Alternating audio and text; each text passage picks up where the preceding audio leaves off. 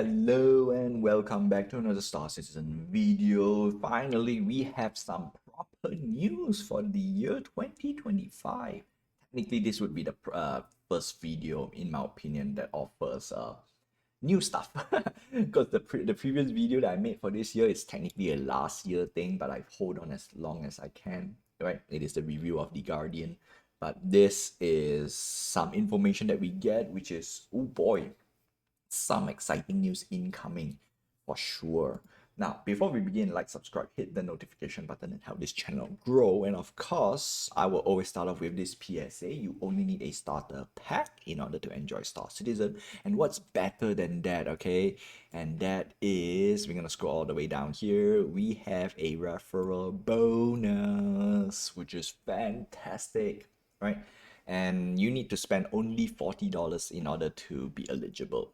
And every time we see a referral bonus that is a ship or a vehicle, easy recommendation, easy win. And if you manage to get a starter pack, a discounted starter pack to boot, that is the win-win situation for Star Citizen, in my opinion, regardless how you see it. And of course, this year I will enforce that I will only recommend the cheapest starter pack out there. I will talk about other starter pack, but my go-to recommendation is always the cheapest one, which is $40.50 discounted. All right, if it's not discounted, it's $45. So there we go. And of course, we have free fly. If you want to test out if you want to test out Star Citizen, and if you're on the fence, just play it for free. Enjoy the game first, and then if you like the game, then go for the discounted starter pack, especially when you can get a referral bonus. Now let's go on to the next thing, because we have some cool stuff incoming for the month. And of course, I have another thing that I want to tack on this year, a small, an extra requirement per se, because that is what I have been doing all this while anyway, and I want to just make it kind of official for you guys as well. And yeah, and of course, there are some discussion last year that I say, you know what, I think it's warranted for a small little change. Yeah, in recommendation. And let's start off with what's coming. Save Stanton Chapter 2, which is for Alpha 4.0.1, which is now the PTU. It's available to all backers, which you can test it out.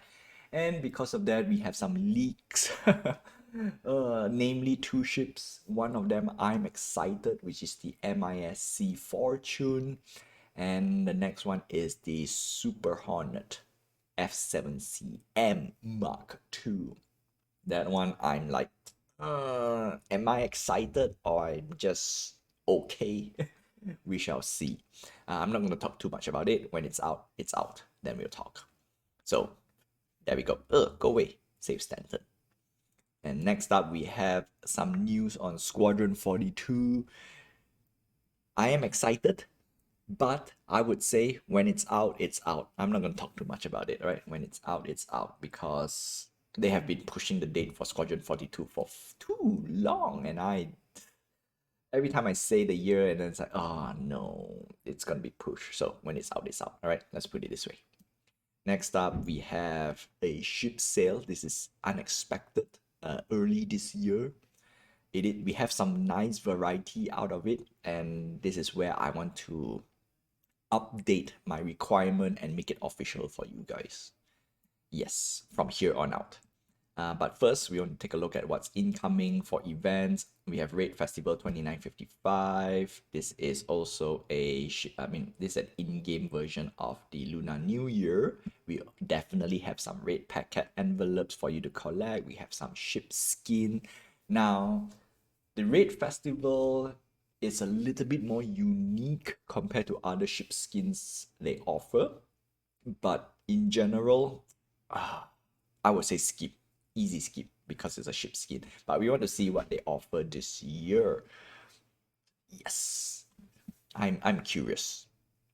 Definitely curious. Alright, so yeah, referral bonus, free fly event, Core Armor 2955. This is one of the early, I would say the beginning of the year event that I'm looking forward to, because there is one particular ship that I want not say one, but that I want and I already got it. But I want to see if they make a return for the Mark II variant, which is the Heart Seeker hull, right? That is a hull specific for the F7CM Mark 1. Now, obviously, I think this is the time that they will introduce the Mark 2 variant for the Super Hornet.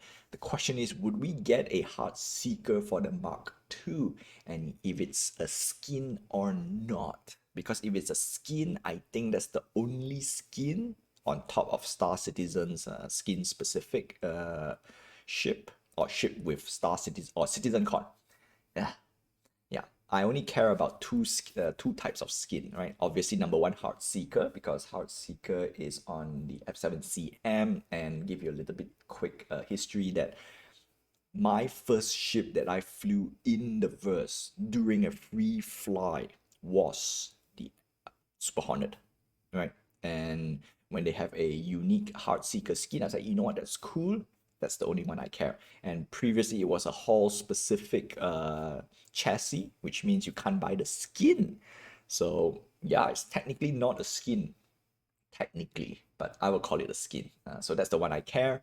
So one. Number two, anything that has Citizen Con, that's it. I kind of missed out. Oh, I missed out one Citizen Con skin. Unfortunately, that was way too much for me to, yeah, to even consider. So I'm still a little bit salty, just a little bit. All right, it is the Liberator, the Anvil no, not Liberator. Oh, what am I talking about? The Anvil Valkyrie, Anvil Valkyrie Liberator skin, if I'm not mistaken. But yeah, it's the Valkyrie is way too expensive to buy outright to begin with, so I have to drop that. Okay, next up we have a community racing event. Nice. We have Bar Citizen. If you want to beat up with your fellow citizen in the verse in real life, yeah, there we go. And where do we have this round? Oh no, okay. So basically, there's multiple cities you can beat up. All right. So that's that. And now we're gonna move on to ships. Okay, so we have ship sail, and this is the one that I want to add on to my requirement officially from here on out for any videos that has the word ship with real money, is that any ship above $100 I will not recommend to get it outright, right? Regardless whether it's Warborn or not, I will not recommend. However, I would recommend to get the ship upgrade instead, because you want to get cheaper ships out there. And I think, yeah, we got a lot of people that has gone into this this loop, right? Including me, which is getting ships for cheap. Yeah. And the best way is to do is just get ship upgrades. You chain your ship upgrades. Of course, this is not a short-term planning. You have to do it long-term. For me, I've been doing this for since I started Star Citizen, which is wow, that's like few years. That's a long time ago. So I've been chaining my ship upgrades a lot. That's how I get a lot of cheap ships. So that's why I would say from here on out, I want to do this. I want to make it official. And actually, I've been doing this for the past few years, building the cheapest Karak. Karak is now $600. Of course, there are a few years we can get it as low as $300, which is fantastic.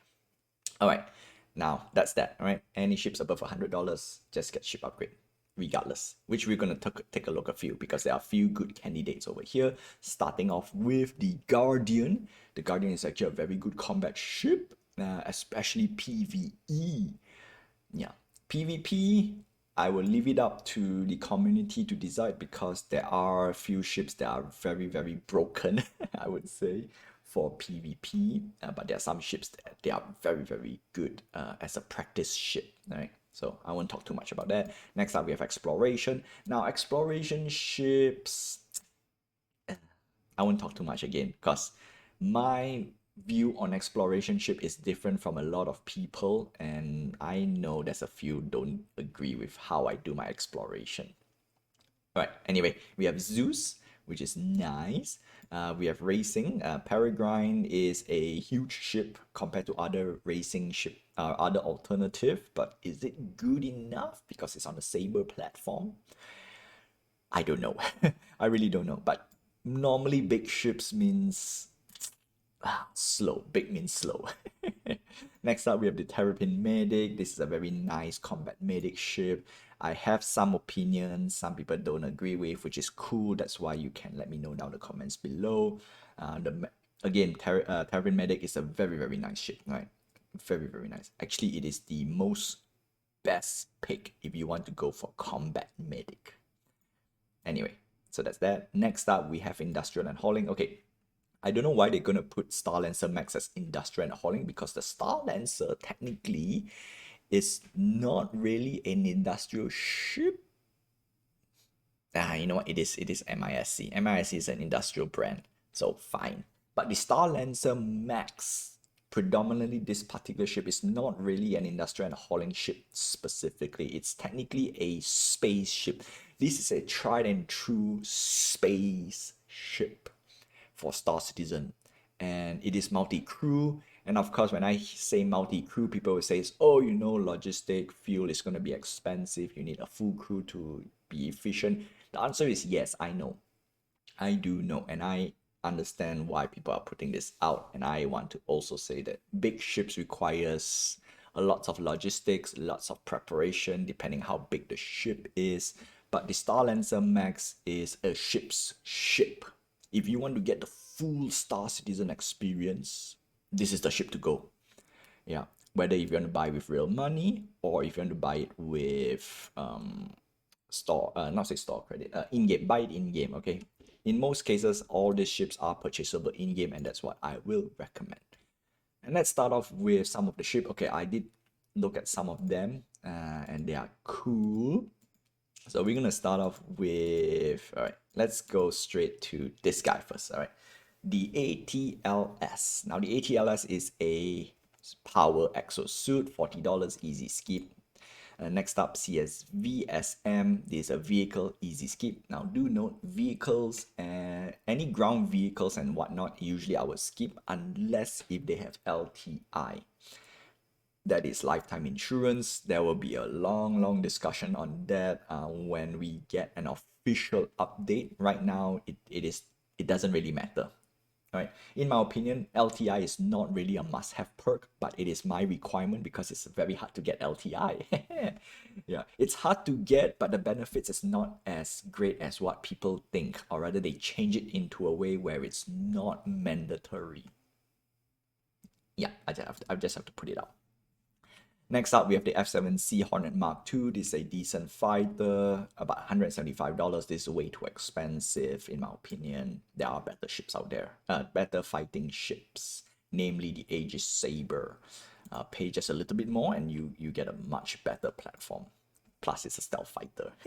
Next up, we have the F-7CR Hornet Tracker Mark II. Now, this ship, even though it's extra $10 from the Mark II, we want to know how good the tracking or the exploration or the pathfinding of this ship. If this is just bigger and longer range for scanning, then it's a very, very sad ship.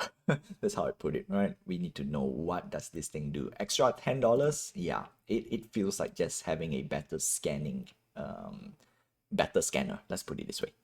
But we have a special upgrade offer, and that is where I would say, okay, now we can pick. The question is, how good is the special upgrade offer? It is $165, so it's $20 difference. Easy recommendation.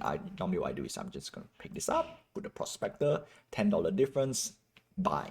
And then after that, you want to get something to the prospector. Hopefully you get to save something in between, and that's the reason why this is a long-term plan, because you have to plan it out. Okay, I have a spreadsheet on all my chain. That's how I'm gonna say it.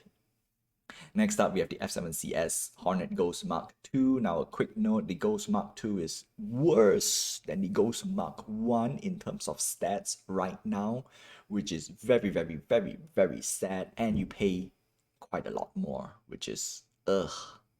But because there's a special upgrade offer, Easy pickup as well. 165, which is $20. Yeah, I only care about the special upgrade offer. We don't care about the ship. Do note, one of the biggest reason why I don't care about the ship stats in general, everything is subjected to be changed in the future. Some ships gets nerfed badly, some ships gets buffed, some ships gets buffed, went up in price. So it makes a lot of people unhappy when you are attached to a specific ship. Now, with that being said, if you like to fly a specific model, a specific ship, that's cool. That's cool in my opinion. But if you want to pay real money, yeah, you want to get the cheapest possible deal. That's it. All right. And of course, again, everything is obtainable in game with in game money. Next up, we have the Guardian. Again, special upgrade offer. Very nice. 230. Let's see. $20? Yes, sir. Easy pickup. In my opinion, easy pickup. And to top it off, the Guardian is actually now the #1 PvE ship on my list. Yeah, it dethroned the Vanguard Warden and the Vanguard Sentinel. #1, price tag, cheaper. #2, more DPS for the pilot. Wow, yeah. Very nice. So we have two variants of the Guardian and the Guardian Chi. Now the Guardian Chi comes in black, and I like it. I like it black. Plus it has quantum dampener, so this ship is actually a formidable PvP ship. Yeah, not #1 on the list because PvP, some ships it's meta, right? Depending on how you want to go and depending on the stats on the ship. But the Guardian Chi is actually a very nice PvP ship, right? Quantum dampener, you can prevent your opponent from jumping out. It has beefy weapons, decent armor and shield. It is definitely a heavy fighter, so definitely a little bit more sluggish compared to some of the ships out there that a lot of PvP pilots love to fly, which is the Aegis Saber and the F7CM Super Hornet. I like the Super Hornet a lot, right? But the Super Hornet, the Guardian is technically I won't say a much better version of the Super Hornet, because the Super Hornet is a little bit more agile compared to the Guardian. Yeah. Anyway, not gonna go too deep on all those ships. Special upgrade offer, easy pickup, 240. Same thing. This is a $20 difference. Yeah, $20 savings. Cha-ching! Put it in my hanger. Next up, we have the Intrepid, $65. Now, this ship is a starter ship. However, $65 for a starter ship, easy skip, in my opinion. Get it in game. For those who managed to get Intrepid with LTI last year, that is good, all right? Those are the ships that I'm okay with. If you are spending $100, oh, not $100, if you're gonna spend more than the discounted starter pack, hopefully I want you guys to have at least an LTI perk on it, okay? Especially on a starter ship because that is super rare. Yeah, and this is a last year starter ship, so there you go. Would I buy $65? No, I wouldn't. Yeah, I'm not bothered. Even though at Warborn at $60, nope, because it lost its LTI perk. Discounted starter pack. Like I said, I will only advocate for starter pack, the cheapest starter pack.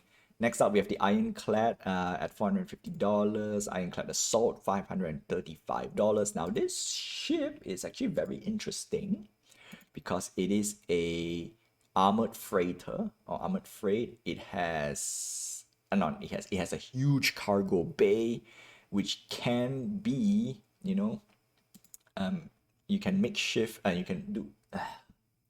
Great, I messed up my grammar. You can make it into a pocket carrier, a makeshift pocket carrier, and both ships are awesome. The difference is Ironclad Assault has more pew pew, more guns, and a vehicle repair bay on paper. Yep, and it's interesting in concept. Personally, when you see an in concept ship for me and you want big ships, I would easily do the upgrade, okay? Don't buy with the sticker price, please. This is way too much. I can easily say you can knock off at least $100 or 200 from the sticker price easily. Because if you were to backtrack some of it, you already save $40 with some of these ships. That's the reason why. And of course, this ship will go up in price. So anything in concept, I usually put some in my hangar. So in this case, let's see how much it costs for the cheapest upgrade. M2 Hercules, $15. Okay, not so bad. Not so bad indeed. So yeah, that's it. I will review these two ships when it's out because I'm actually excited for these two ships, especially for some of the bigger ships that has went up in price, which we'll talk about it later. Next up, we have the MPUV Tractor. Now, this is a cargo ship with a tractor beam. Very, very nice utility ship. However, it does not have quantum jump. Don't bother. Don't bother. I know it's cheap, but don't bother. Next up, we have the Paladin. Now, the Paladin is a very, very interesting ship with the price tag of $300. Again, not cheap, right? Any ship above $100 is not cheap. And I will not recommend other than just grab a upgrade. So for the Paladin, how much would I need to pay the difference? $10, not bad. All right, I'll pick it up. Now, the Paladin has one small little thing that I want to talk about is that because of the Paladin, they nerfed the Redeemer. Painful. This one has a lot of guns. That's cool. And I want to test this out. This is actually a very, very nice ship design. This is more of form over function in my opinion. There are better ships out there, okay? At $300, you can get much better ships out there for sure. That's what I want to say. Yeah, so when the ship is out, we're going to take a look. Next up, we have the Polaris. There we go, the king of the not say king of the ships, but this is actually a very, very nice capital ship. $975, even with the special upgrade offer. This is the first ship that I would say, yeah, no, it's too expensive for people who are, I would say, late to the party per se. Even at $850 now, the reason why I say it's not worth doing it, if we go to all ships, all right, the cheapest ship that you can get is the Hull E or the A2 Hercules or the Hammerhead. Nah, I wouldn't go for the Hull E because the Hull E is not flight ready. You always want to go to the flight ready ship, which is A2 Hercules. You pay a difference of $100. Now that's too much, even though for that. But if you're dead set on getting the Polaris, please do this, right? Because you do save a lot more. I can say you definitely can knock down the Polaris to easily to Carrack's price tag, which is $600, maybe less. All right, let's see how it goes. Yeah, no, that's it. That's it. This is the first ship that I can't really recommend unless you're dead set on getting it. Now, this ship is very nice. Okay, for those who managed to get it, very, very nice ship. Compared to Idris and Javelin, now the reason I say this is a nice, I won't say king of all the ships, but in my opinion, this is kind of the king of all the ships. Some people will disagree with me, which is totally cool. Let me know down in the comments below. One of the biggest reasons is because it has medical bay. It has enough, the hangar bay is big enough to put most ships, I mean utility ships, okay, let's put it this way, solo pilot, solo seat, single seat ships. It has, yeah, for the hangar, its vehicle bay is big enough to also put ships and a few vehicles. Yeah, that's it, bar none. Of course, the argument is, yes, it's a big ship, it's a capital size ship, your upkeep is gonna be through the roof. Let's put it this way, big ships cost more to maintain. All right, I'm not disagreeing on that part, okay? But what I'm saying is, if you manage to get this fully crewed, play with your friends, normally you get a Polaris to play with your friends. That's what I did. All right, anyway, I'm not gonna talk too much about Polaris. We really talked a lot about it. And the next best competitor, before I forget, the next best competitor is actually the Ironclad.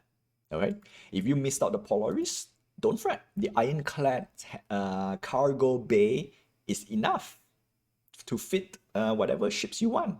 as in single seat ships, single seat, single pilot. Yeah. So that's why I'm excited with these two ships. So if you miss the Polaris, fret not, ironclad. All right, ironclad. Downside is we don't have a medical bay.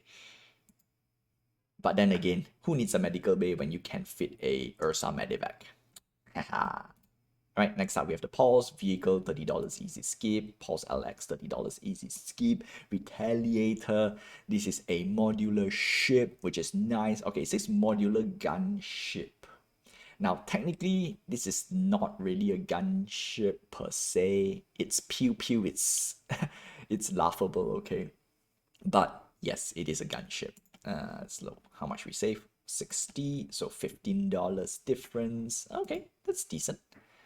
Decent, but I would say the tracker and the ghost, it's a much better deal with similar price tag, unfortunately. But I'll pick up the, I mean, I definitely love the Retaliator. All right, anything modular, I love it. So that's me. Next up, we have the Saber Firebird. Ooh, this is a medium fighter. Now, this is more missiles than pew pew. How much do we save? $15. Okay. Yep, there we go. That's it. The Firebird is a nice ship. Nice ship. Next up, we have the Saber Peregrine. Peregrine is a racing ship, 185. How much do we save? $15 as well. Wow, all these ships gets beat out by the tracker and the ghost. If you want to save a bit more money, yeah, there we go. Unless you want these two ships.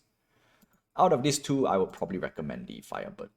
But I would say the base Saber is the best. Next up, we have Starlancer Max. How much do we save? $25? $25. Yes, sorry. I won't say easy recommendation, but it's a ship. It is nice. It is great. Starlancer Max, easy. Alright, now just get the special upgrade offer. Yeah, because the next best ship compared to the Starlancer, in fact, the Starlancer is the second best. Alright, let's put it this way. Starlancer is the second best for function over form. Because the best one that I can easily recommend is the Constellation Taurus at $200. The cargo bay is big enough to fit some cargo and an Ursa Medivac. Yep, straight up. And if you don't want to put the Ursa Medivac, yeah, you can kinda slot in a Pisces rescue. So you got two ships. Yeah. So that's that. Starlancer Max, I think, yeah, no, you can fit in an Ursa Medivac. You can squeeze in. Okay. Yeah, the word squeeze because it is a squeeze. Yeah. And with that, you got a medical bay in your Starlancer. Cha-ching, best vehicle, best, what do you call it? Best ship ever. Next up, we have the Starlancer tech. Now, I wanted the tech, but at $330, oh, it's okay. The reason why I want the tech is because there's a medical bay. Oh wait, yeah, and there's a hangar bay. So let's check it out. A enhanced weapon, dedicated fury. Oh wait, do we not have hangar? No, medical. I do remember I read somewhere that they say there's a medical bay somewhere. All right, I'm not gonna go too much. The problem is $330, and because there's no special upgrade offer, easy skip. Easy skip. That's how I put it. All right. The moment there's no special upgrade offer, I'm not bothered. Next up, we have the Terran Medic, Terrapin. Nice little ship. $200, $20 savings. Easy. I'll just do this. In fact, I already have one. Okay. I already have one because I'm preparing to upgrade this to the Apollo. And yeah, $10 difference. Sweet. Easy pickup. Anything between $10, $5 to $10, easy pickup. $15, I would probably decide if it's worth it. $20, then that's where it reaches to a certain point like, oh, do we really need it? Okay. Next up, Ursa Medivac. No special offer, sadly, but this is the only ground vehicle. If you really need a ground vehicle with real money, Ursa Medivac, because you can respawn. Right? Simple as that. Zeus Mark II. we have a special upgrade offer. Oh, again, easy pick, but $15. The tracker beats this outright. Now, in between the Zeus Mark II CL, which is caliper, also known as cargo, versus the Zeus Mark II ES, for me, I would go for the CL because it has a tractor beam. It's a bit more daily driver ship, whereas the Zeus Mark II ES is mainly an exploration ship. A lot of people will give me people will disagree because I play exploration differently. Technically, any ship can be an explorer, in my opinion. But of course, there are some ships they have special scanning suite. So the only ship that fulfills the explorer role is only the Karak and the Terrapin. That's it. But we need the exploration gameplay for me to re-review those two ships again. Yeah. And that's it. That's all I have for you for this. So yeah, hopefully hopefully you're informed.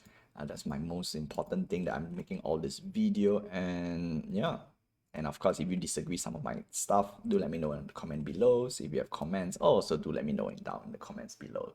I do read them. Okay, I do.